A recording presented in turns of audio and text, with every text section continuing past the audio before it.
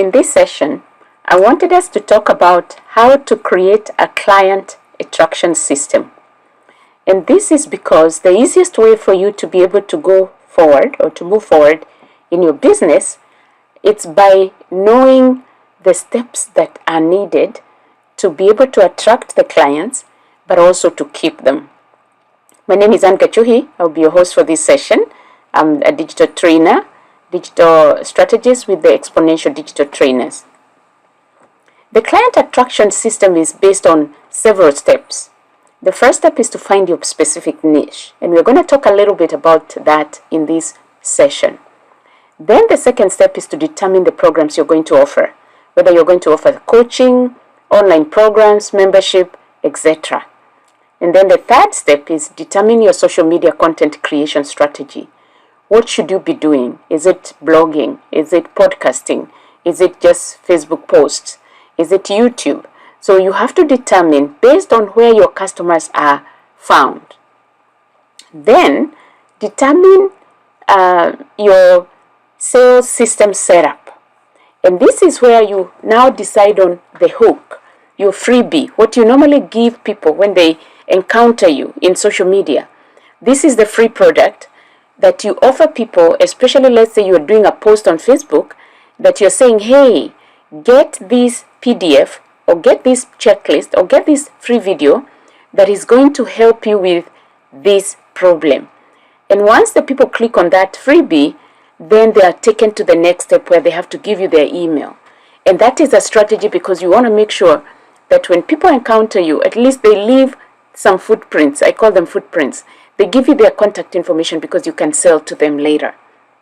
We're going to talk a little bit about that later. And then the other system that you need to set up is your sales funnel. This is where you're taking the people. Once they click and they give you the freebie, where do they go after that? They need to go to the sales page where you're actually explaining to them the benefits of the products that you're selling. And then your sales process, of course, is important. You need to have your email system set up, your free strategy sessions, if that is your strategy, to be able to give people. They need to know where they can click to go and sign up for your free strategy session, like I normally give.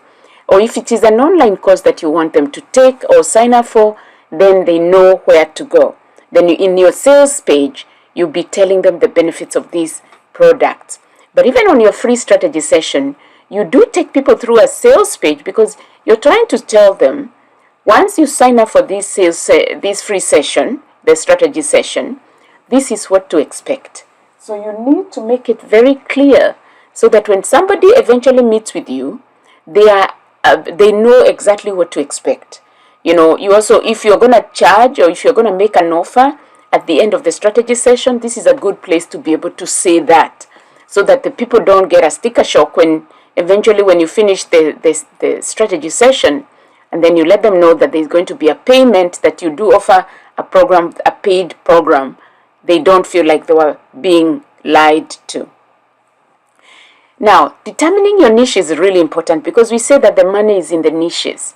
Find the niche within the niche. In fact, that would be the best way. And I will show an example of that. That's how you stand out and you make money. Because if you're selling to everybody, you're selling to nobody. And it's very hard to have traction. So start with the niche market and then drill down to find the niche products with a possible market fit. That's what you should be looking for. And so the difference between a generalist and a specialist is that a generalist is able to do everything decently. A specialist does one thing extremely well. Example, a neurosurgeon versus a general doctor. You know how you pay a neurosurgeon much more money than a general doctor, because if you had a brain issue, you would look for a neurosurgeon, not a general doctor. There are benefits of identifying your specific niche market, because when you identify your niche market and position yourself as the go-to brand for a specific audience, you gain more credibility over competing generalists and you become more focused in your business. So when you explain fully the problems you solve, the audience you serve, how you serve them, and you have a value proposition that explains this clearly, then your specific client will be able to say, that is me. And that's the benefit of identifying your special niche, your specific niche. Because in your specific niche, you'll be saying, hey, I'm so-and-so. These are the problems I solve. This is the audience I serve. And this is how I serve them. So there is no ambiguity. People know exactly what you do. Therefore, let's now define what is a niche market. A niche market is a segment of a larger market. It's defined by its own unique needs, preferences, or identity that makes it different from the market at large. Example, if the market is for women's shoes, if they say you're selling women's shoes, your niche segment within that market could be shoes for working women, or shoes for stay-at-home moms, or shoes for nurses, or shoes for pregnant women.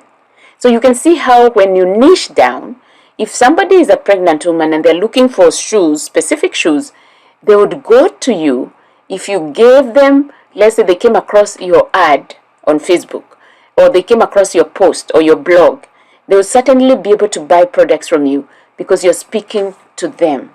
And the same with shoes for nurses, for sure.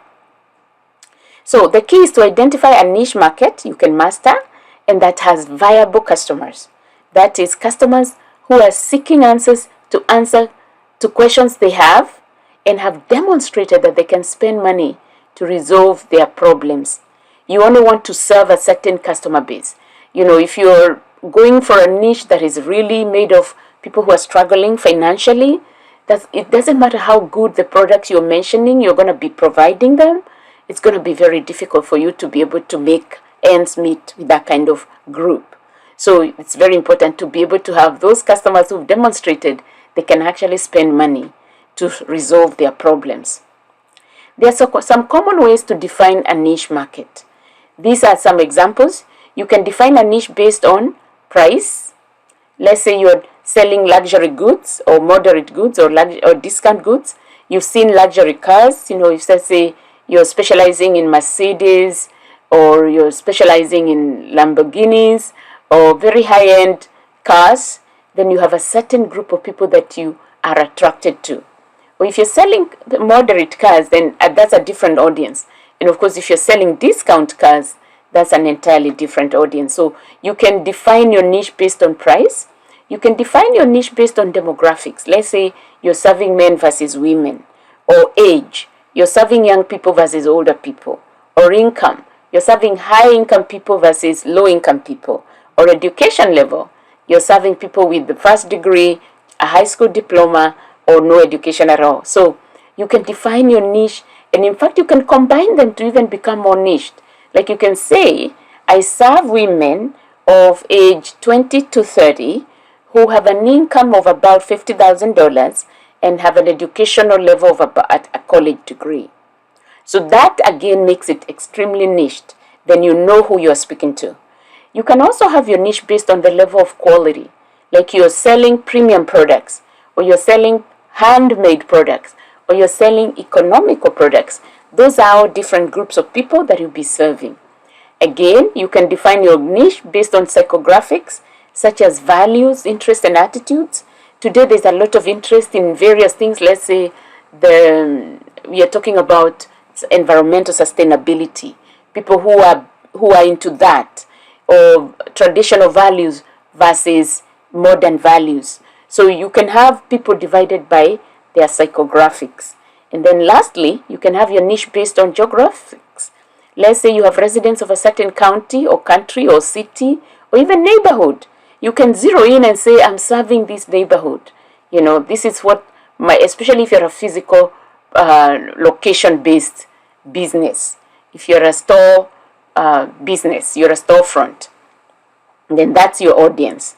So let's look at 9 examples of niche markets that are going to do well this year in 2021. That's when I'm recording this. And these are conscious consumers, number 1. Health and wellness, number 2. Pet owners, number 3. Number 4 is LGBTQ plus community. Number 5 is travelers. Number 6 is gamers. Number 7 is homeowners.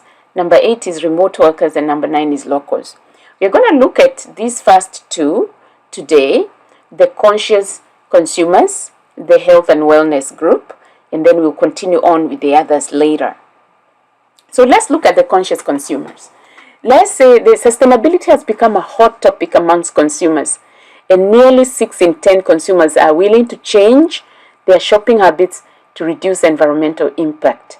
As a result, we have a lot of consumers who prefer vegan, eco-friendly, and cruelty variations of their conventional products. They're more likely to embrace a green alternative. So if, let's say, your value proposition is you're saying that you have green, you're doing eco-friendly products, you're looking into the sustainability, environmental sustainability, or you're producing them using a green alternative, whatever the products may be, then this kind of people will be able to buy from you.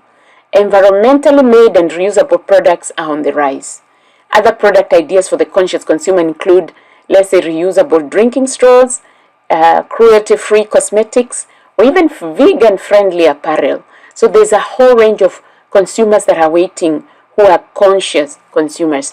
In the past, people used to attach the conscious consumers with the way the products are made. If they're made maybe from communities that were marginalized in the past, some of the funds sometimes would go towards these groups.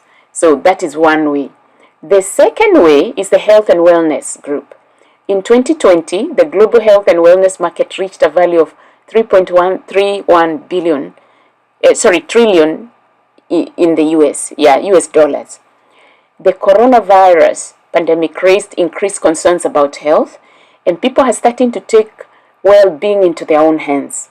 Health and wellness refers to taking care of your mind, your body, and your spirit. Some sub-niches in this market include personal care. So you'll find people who just prefer products that are made well for personal care, for nutrition, for preventative medicine, for alternative medicine, for gluten-free products.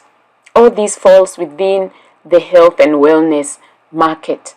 Other opportunities in the health and wellness include food and beverages, beauty and personal care, skin health, immunity, and digital products like ebooks and recipes. So we'll continue with this conversation with the other 7 other niches that you can look into and see if you can be able to have a breakthrough, especially if you're just getting started. And then finally, we are going to talk about how to create your very own sales funnel. Thank you so much. This is Anne.